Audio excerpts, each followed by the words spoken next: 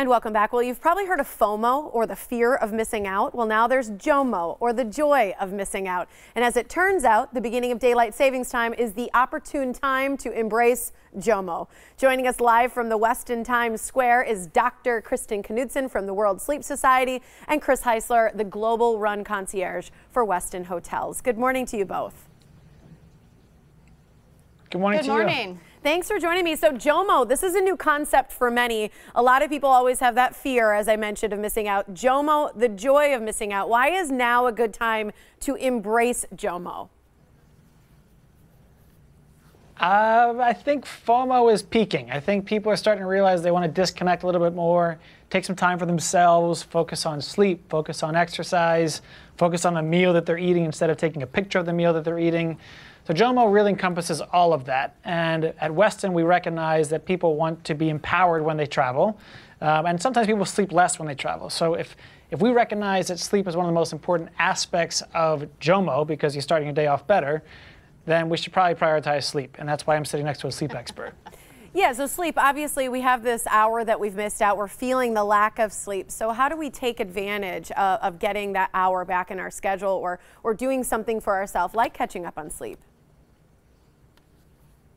Right, well, that's a great question. I think that extra hour, you really should consider prioritizing good quality sleep, because it's really important for both your mental and physical well-being. And good quality sleep is made up of three things. It's duration, which people should, most adults should be getting about 7 to 8 hours per night, as well as depth and continuity. And that means the goal should be a deep, mostly uninterrupted sleep that's long enough for you to wake up feeling refreshed and alert the next day. And I have 3 suggestions for you to try to achieve this. First, make a commitment to turn off your electronic devices at least an hour before bed. And I know most of us like to check our email or social media right before bed, but that light exposure is really going to make it difficult to fall asleep and stay asleep. Another good thing you can do, especially after daylight saving time or traveling, is to get outside, particularly in the morning, because sunlight, bright light exposure is really good for resetting and maintaining your body clocks, and it can also increase your alertness levels. And finally, if you're still tired during the day, taking a short 10 to 15 minute nap can help increase your alertness levels and improve your mood, but try to avoid napping for any longer, because that could actually increase your grogginess. Yeah, I've done that before, on accident, many times. Let's talk a little bit about travelers, too. Yes. I'm one of those people who actually sleeps like a baby anywhere, especially at a hotel. I love hotel beds. I love being in a hotel, but I do have a lot of friends that don't sleep well when they travel, and they travel a lot for work. So do you have suggestions for those people who need to get a good night's sleep when they're on the road? Sure. I travel primarily for work, and right behind me is my bed away from home, the Westin Heavenly bed. My first 2 years on the road, I was a wreck at sleeping. It was a new bed, I was out of my routine, and what I've learned over time is that the more I can take my routine at home and bring it with me on the road, I'm going to sleep better. So I will now take with me my Westin Lavender Balm, which you get at the Westin Hotels. I rub it on my wrist, I rub it on my forehead. That helps me sleep better. I do not use a phone about an hour before I go to bed.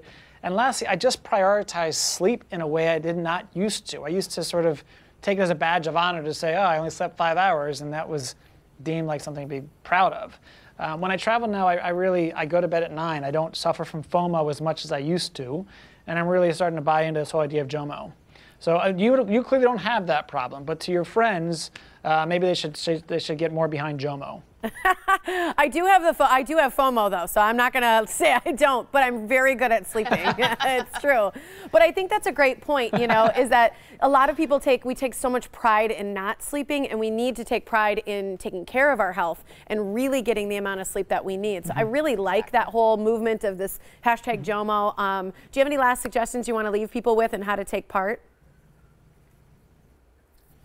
Yeah, sure. I mean, Westin really does believe in JOMO, and March 15th is National Sleep Day. So to give back to people who want to experience JOMO, take a picture on your Instagram account, tag Westin, use the hashtag WestinJOMO, and then Marriott Bonvoy will put points into your account. But for more specific information, go to Westin Instagram account and click the link on the bio for specific details. That's great. Since Friday is National Sleep Day, I'm just going to sleep all day. You guys gave me permission, so thank you.